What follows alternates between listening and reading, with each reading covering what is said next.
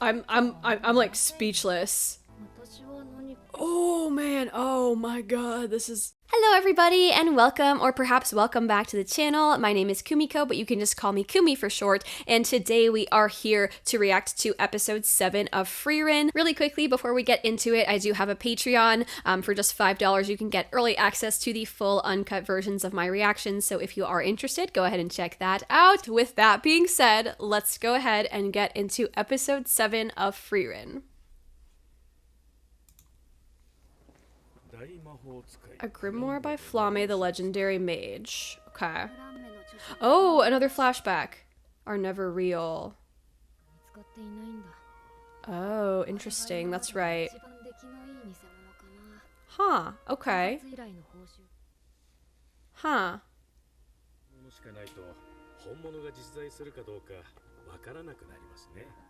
Oh, that's a good point. I'm also wondering, I can't remember, is that the same book that she was reading in episode 1? I can't remember what the book that she was reading looked like. I just remember like when we first see her, she's reading a book, and I'm wondering if that was like this book. But anyways, Flame, the founder of humanity's magic, is like a fairy tale herself. I can't wait to learn more about Flame. She's such an intriguing character.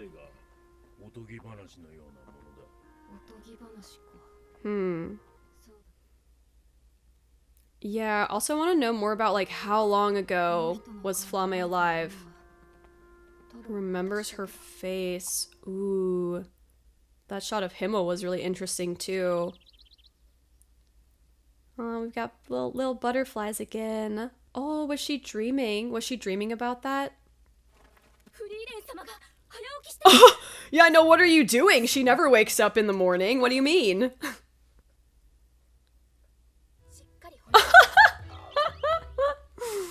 Everybody get down on your knees. Bow to the greatness that is Miss Frieren. We're feeding her, we're massaging her, we're rubbing her back, like... Stark is like, WTF, bro. That's so funny. Like a fairy tale. Oh, that's fascinating. Fascinating episode title, because we just talked about it being like a fairy tale. Flame was like a fairy tale. 28 years after the death of Himmel the hero on Eng Road, located in the Northern Lands. Okay.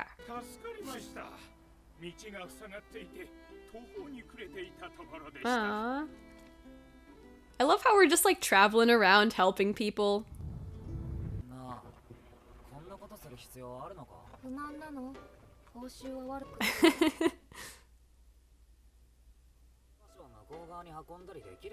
Oh yeah, can we do that? Oh, okay. That makes sense.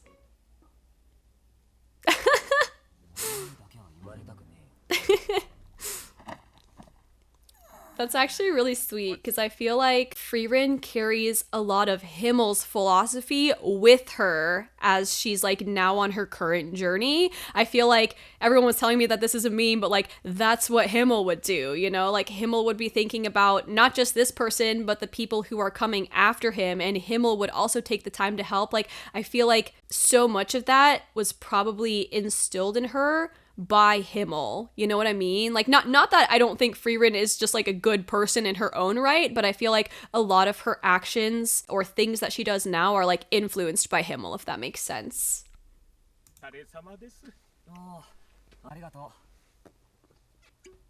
Oh? Well, he seems like a nice guy.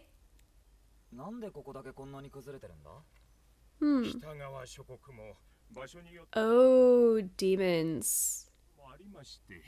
Okay. Ah, the scars of battle. Oh, that's so cool. I'm sorry to pause again, but like the scars of battle as it's showing like the side of his head that has a scar. That is so cool.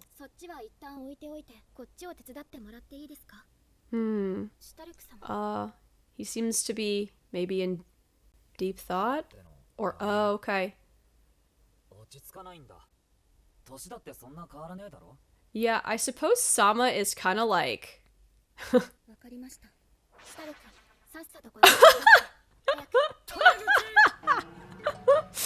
Hey, I mean, that's what you said. You said to be more casual.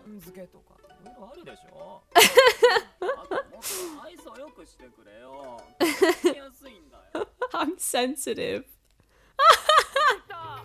Oh my god, Fern is just cooking him right now.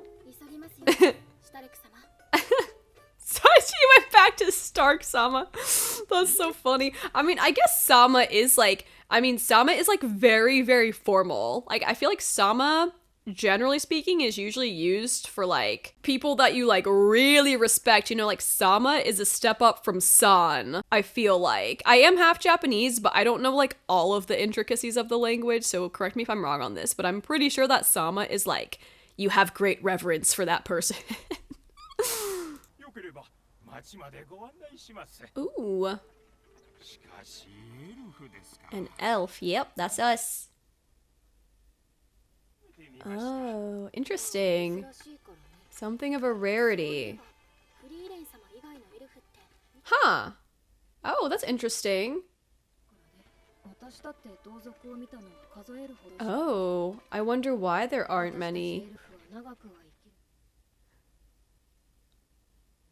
Oh, okay. That makes sense. I was literally just about to say, like, that's odd because they live so long, so you'd think there would be, like, a lot of them. But okay. We're quietly going extinct. Dang.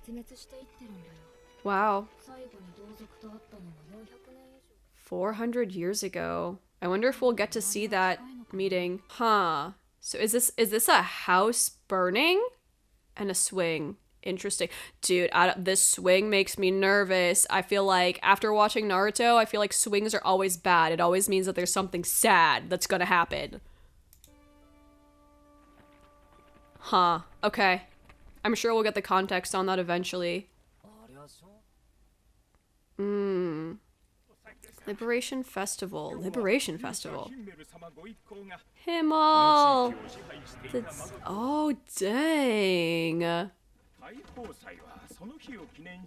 Ah, okay. Himmel!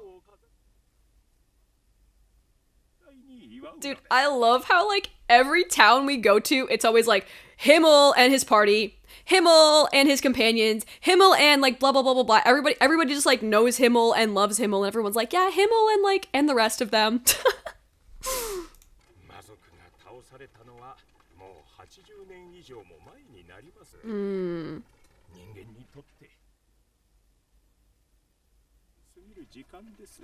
Yeah, I guess it's different for Frieren. That's very short for her. Just Himmel and everybody else. Oh, Himmel. 5 retakes, please.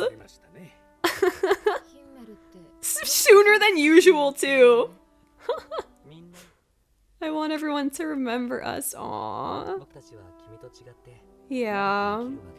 Yeah. To remember how handsome I was. Oh my gosh, dude, he's so funny. I will say, I unfortunately don't think that the statues quite capture the handsomeness of the real thing, but it's interesting too because I know a lot of you have mentioned the fact that we picked up the spell for cleaning bronze statues, and then here we have a bronze statue, so if we like see this one, I'm sure that spell will come in handy.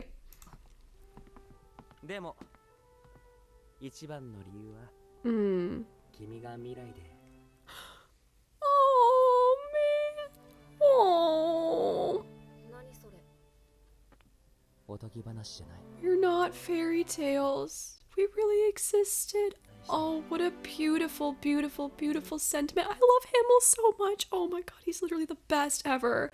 So, that's so sweet, for one, that he was thinking that far ahead. It's like, I feel like Himmel just understood Frieren so incredibly well, and the fact that he was like, I don't want you to be lonely, I don't want you to be alone. Obviously, the statue doesn't replace the real person, but it's something that she can like sort of physically see them and remember them by, and like it's also a representation of their bond, of their adventures together. You know, I think that she has so many great memories from their time spent together. So I love that he sort of wants to capture that in these statues. And I also love this idea of like, we're not fairy tales. Like, we really truly did exist. The statue is almost giving like tangible form to their existence. Like, it sort of like validates their existence in a way. So I love that. I really love that. Oh, and the flower crown. They all have flower crowns. Stop. Oh my gosh, man. Yeah, you look suspiciously like Miss Frieren. That's quite odd. I hope so. Oh, that is so sweet. Oh. And the two birds on his head, dude, it's like Himmel and Frieren.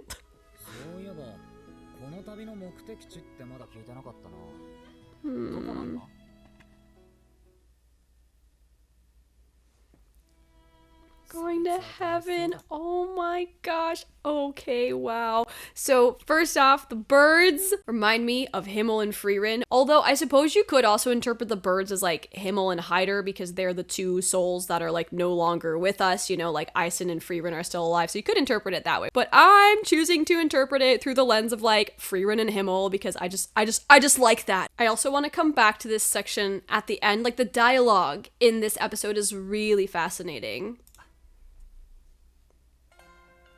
Okay, 28 years after the death of Himmel the hero in Graf Granat's domain, located in the northern lands. Okay.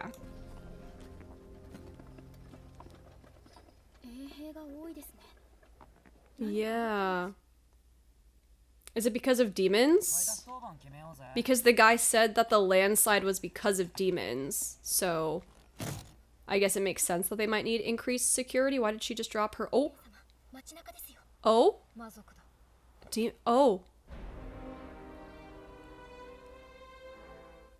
Oh. Yeah, I mean... That... Wait, what is...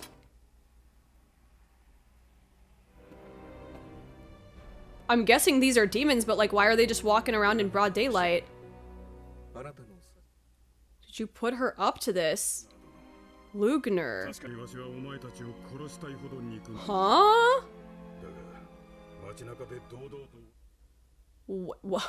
Wait, okay. Peace envoys, yeah. What? Yeah, I have questions too. What is going on? Why are we working with demons?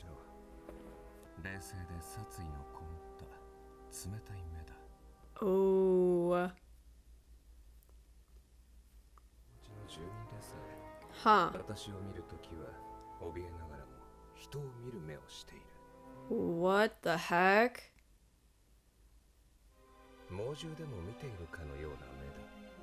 That is so fascinating. Oh, huh.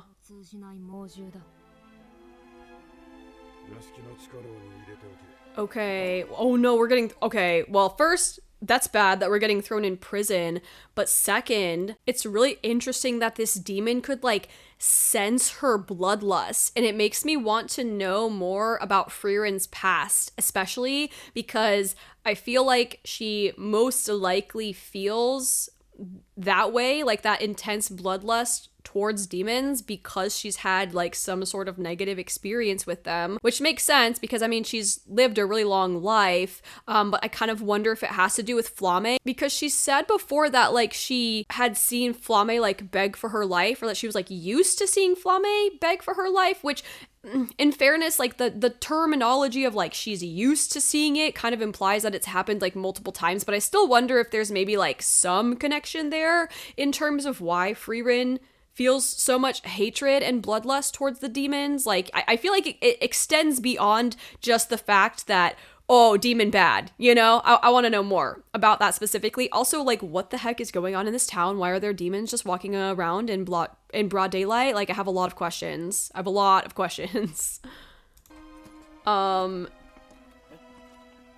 we're just going to prison. Okay. That is not good.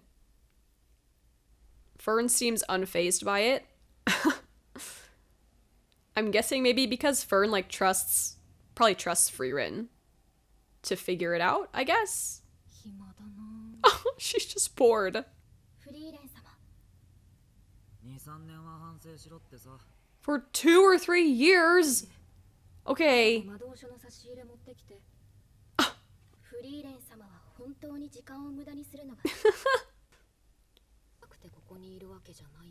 I mean...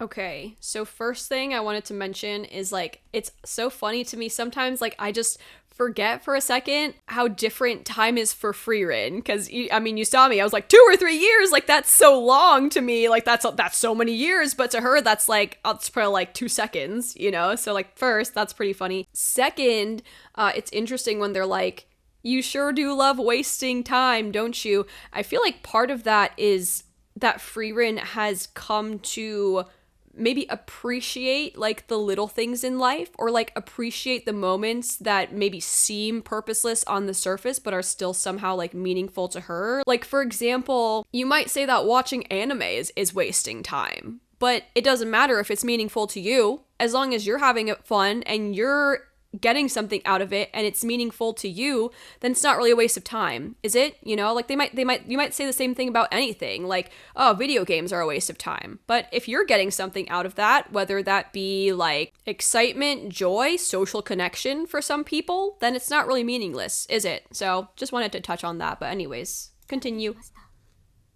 Yeah. Aura the Guillotine.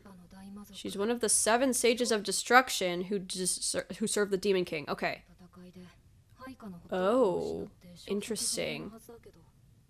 Aura of the Guillotine. Oh, regained her power. Ah, okay. Ah, alright. Yeah, I don't think they have good intentions.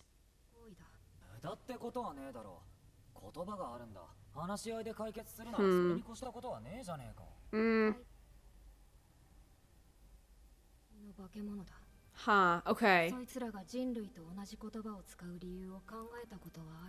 Oh, yes. Is this like a flashback? Oh. Himmel. Oh. Oh, that's kind of tough. Even if it is a demon, it has the form of a child. Oh.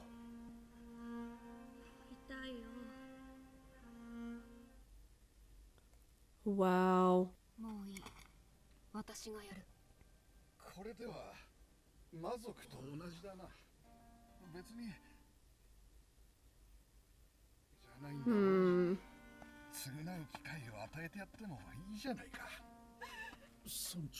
Oh. This is morally difficult. Tricky situation.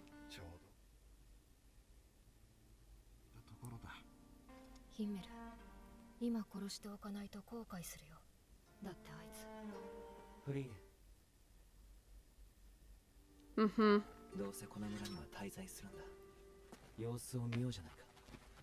Okay, yeah, fair enough. Will they regret it though? Will they actually regret it? I'm interested to see how this winds up playing out. Seems to be going fine so far. I feel like Frieren doesn't trust it though. Oh, we got flower crowns again. Oh!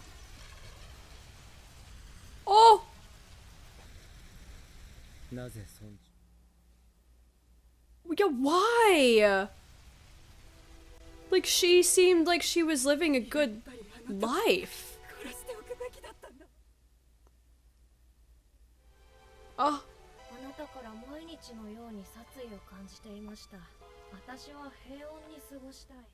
But Oh my god. Oh. I'm like speechless. Oh man, oh my god, this is... Oh my... Himmel's so fast, holy crap.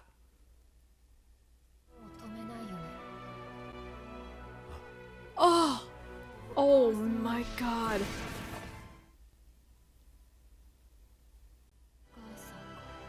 Wow. Oh man, so this is the scene that she was thinking back to.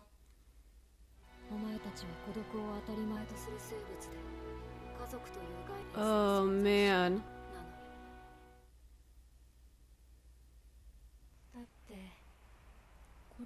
Oh! Dude! A wonderful magical word. Wow. Okay, well that was a very powerful scene. Holy crap, dude.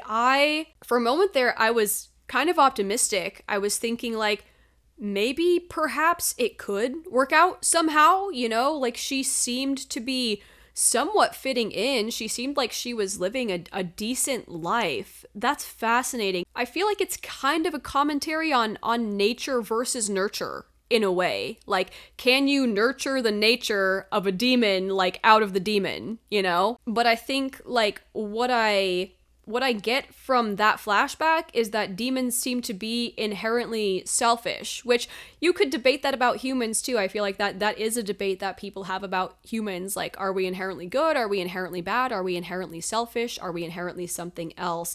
But that is actually such a fascinating scene, and I'm gonna have like a good think on that. That's gonna stick with me for a while. I'm gonna carry that forward into future episodes with me, because what a fascinating flashback. Wow. Sorry, I didn't like say much about it, because I was just like, I was locked in on that. That was fascinating, and it was like also really interesting to see the difference in Frieren and Himmel's reactions. Like, again, it makes me want to know even more about Frieren's past, because I suspect that before we got to that point in the flashback, she's probably had some encounters with demons that sort of like informed her actions. That's why she was like, no, we need to kill it. But Himmel was a bit more optimistic and like wanted to give the child a chance, which I understand. I mean, it can't be easy to kill something that's in the shape of a child. Like, even if you know that that's a demon. Super, super powerful flashback.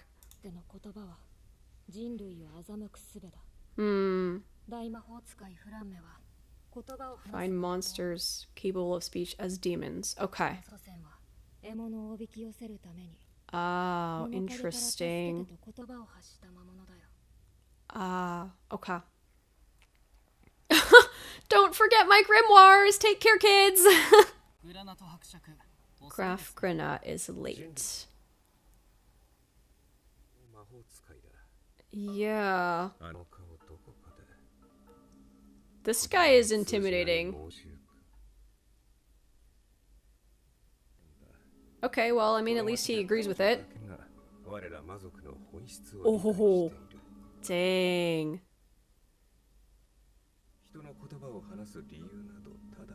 Mm-hmm. Yup. But to deceive us. Wow, yeah. Yeah, they can't have good intentions. And I actually really like, sorry, I feel like I'm pausing a lot in this episode, but I just have like so many thoughts. This is a really good episode. I feel like something else that's really interesting is, I feel like a lot of times in anime, there's like sort of an attempt to empathize with villains, or there's this idea of like, maybe there is some humanity in these monsters, but it's fascinating because in this anime, at least thus far, Frieren's like, no, there is no humanity. This is just what they are by nature, and there is no changing it. So that's interesting. Son's room. And where is your son? Who was a good boy.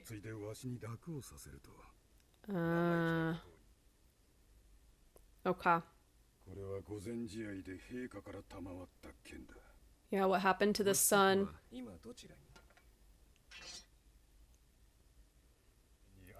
Against Aura 10 years ago? Then why are we making peace with- Oh.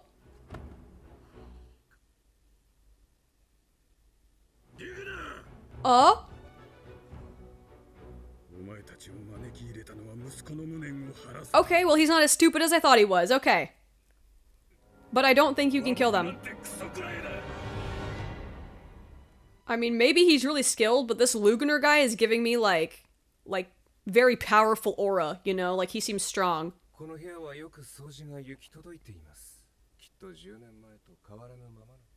Hmm.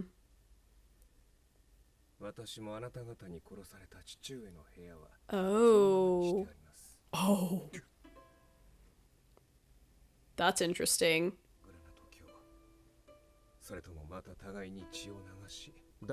Ooh. Oh, I have a lot of questions. I have a lot of questions.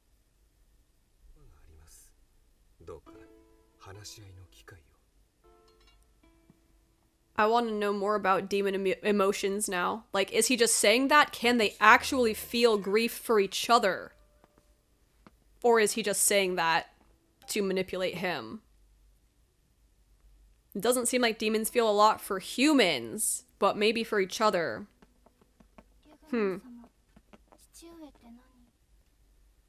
Oh, okay. Oh yeah, that's right, because Frieren said something about that girl's mother, like they don't actually really have any concept of mothers or fathers. That's right, okay. So yeah, it was just manipulation. Okay, that's right. And we fell for it. Great, awesome.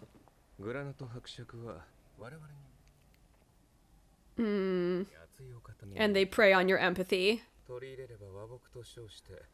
Oh. Oh no. Oh. Oh, I can't wait to see what she looks like though. I'm super curious. Drat. Linny? Huh.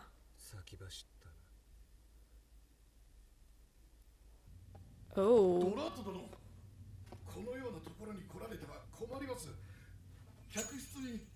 Oh! Oh! Oh! You just decapitated that guy for like no reason. Okay. Oh, we're the guillotine's executioners. Okay. That's right.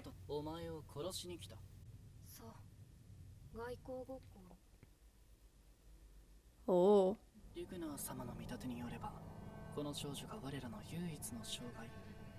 Huh. I don't think she's gonna be very easy to kill. She's kind of strong. She is. She's very strong. I mean, I don't know you, but yeah, I think so. Probably. Stronger than Aura. Oh, dang. Okay. Okay, so I wanted to go back to the beginning really quickly. This whole conversation was really interesting. I'm probably the only one who remembers her face, which like that in and of itself in reference to Flamme is really interesting. Once again, curious how long ago this all was. And I feel like this line just once again emphasizes how different time is for Frieren. Like, literally, anybody else who's ever seen Flamme is probably dead. But Frieren just, like, continues on with the flow of time. Conversation itself is also really quite fascinating. Oh, I didn't go back quite far enough. Hold on. Is like a fairy tale herself. Go back a little bit more. This is where I wanted to go. When all you see are fakes, you start to doubt whether the genuine article ever existed at all. Flamme, the founder of humanity's magic, is like a fairy tale herself. And I love, love, love how we have kind of like a callback to this exact line later in the episode when Himmel says, like, we're not fairy tales, we're real, we existed. A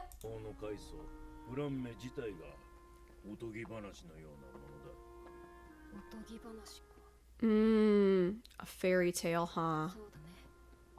It's been long enough since then, so it feels like the implication here is like after a certain amount of time passes, it's almost like certain things are no longer real. It's like they become fairy tales. So it's so interesting that Himmel, I think he was paying attention to how she responded here.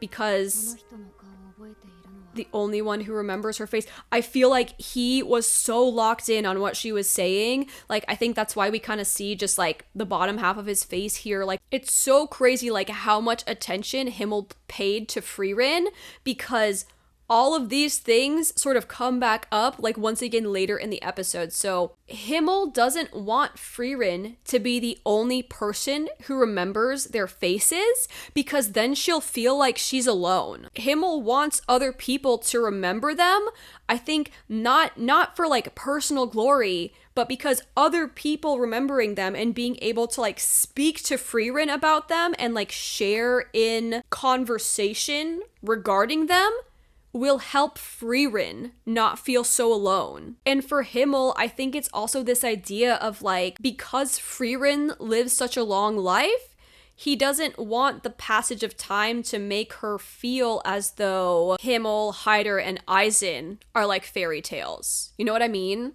It's so brilliant. That's absolutely so brilliant. Like, what a great way to connect the dots. And then like, let's go back. Let's go back to this this section right here with the statue. 5 retakes. Always getting statues made. And it's for Frieren.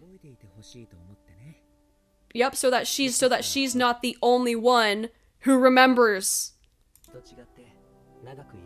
Dang. Wow. I mean, that too, obviously. Like, that's the more important part, is remembering how handsome he was, of course, but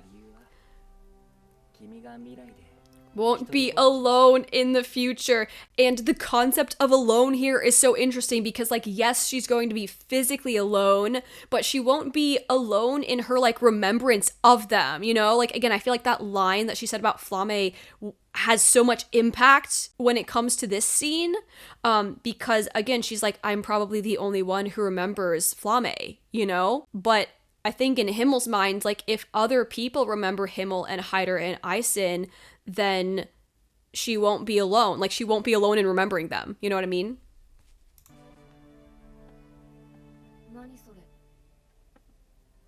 We're not fairy tales. Like, he doesn't want to become a fairy tale like Flamme.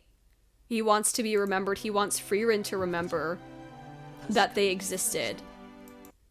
And he wants other people to remember with Frieren the fact that they existed. Dude, W. Himmel, he's actually the best. He's actually just the freaking best. I love him so much.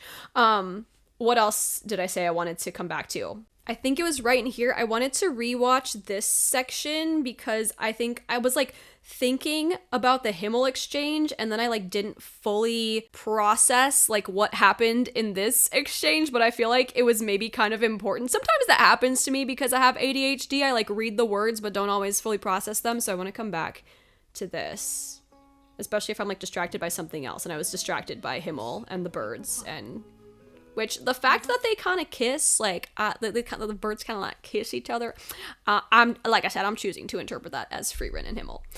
We're heading far to the north. Okay. You haven't told me your destination yet.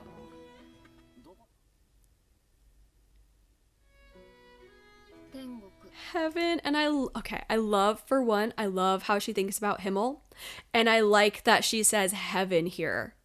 She doesn't say Oriole. She says heaven. And I feel like that's really significant. It's like kind of a callback to episode 4. I think it was episode 4, where they find Flamme's text, you know, and Eisen is like, heaven exists. It's more convenient if it does. And Frieren says, I should try believing in it. And then now here she says heaven. So that I think is actually pretty significant. I like somewhere in my brain, I like that thought flashed into my mind, but then I forgot it. And then I was like, wait, what was she talking about again? ADHD brain, it happens sometimes. And then the other thing that I wanted to check on was Graf Granat. I wanted to find out his name. And then what was the other guy's name? Like Luger? I guess I should find out what that means too. Oh, Graf means count. Is that just his title? Is that actually just his title? Okay, I feel dumb now. I thought that was like his first and last name, but it sounds like Graf is just Count. So I'm assuming that he's like Count Granat. So never mind. Don't worry about that. But let's look up Granats. Oh, Garnet. Oh, right? Granat? Granat? Garnet. Oh, it just means garnet, like the stone. Okay, good to know. Let's look up, was it Lou? I gotta go look up his name. I gotta find his name. And actually, okay, while we're passing through, let me just watch this scene one more time because I wanna like reread what she said about Mom again. I wanna reread this part. Like monsters, demons don't raise their young. Okay, that's right. They spend most of their time after birth living in solitude. That's right. That's right. Okay. That's right. I was like, I like knew she said that, but like I said, sometimes the words just like don't always get fully processed in the brain. So just, okay. Got it. That's good to know. So so it should have been like immediately obvious. It should have been immediately obvious that when he was like, oh, you killed my father too, so I have so much grief over it, that he was lying. But it's okay, whatever. We got there, we figured it out. And then let's go, was it Luger? Was it Luger? Was that his name? It was Lugner. So let's look that up. Oh, well that's interesting. Lugner apparently means liar. So that's really good to know. If I'd had that context, then I for sure would have clocked the fact that he was lying when he was talking about his father. Okay, fitting name for that guy.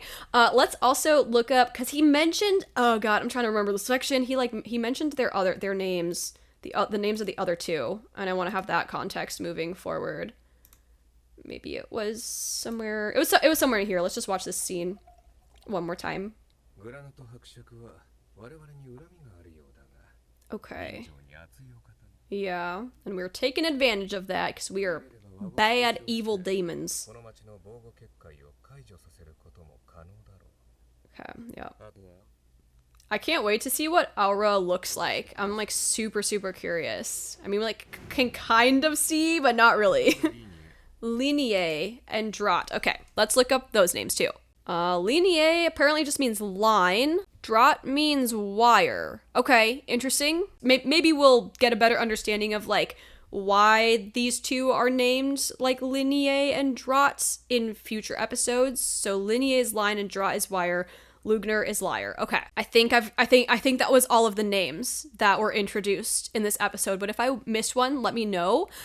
Also, if I ever miss any like important plot points, like please let me know as well, because I feel like my forte is kind of in analyzing like emotions and themes and philosophy, but I actually like, because I have ADHD, sometimes I read the words and don't always process them. So there will be occasional times where like plot points get a little bit lost on me. So let me know if I ever miss like a really important plot points. But anyways, I think that was all I wanted to discuss for this episode. That freaking connection between like the beginning scene and the scene with Himmel and the statues. Like, oh my God, what an absolutely beautiful connection. Seriously, so incredible. Like something that I really love about Frieren is the fact that it leaves a lot up to interpretation, but it gives you all the tools you need to understand it. You know what I mean? Like it gives you the necessary tools in order to form a solid interpretation of the material. And I really, really enjoy that. Like it doesn't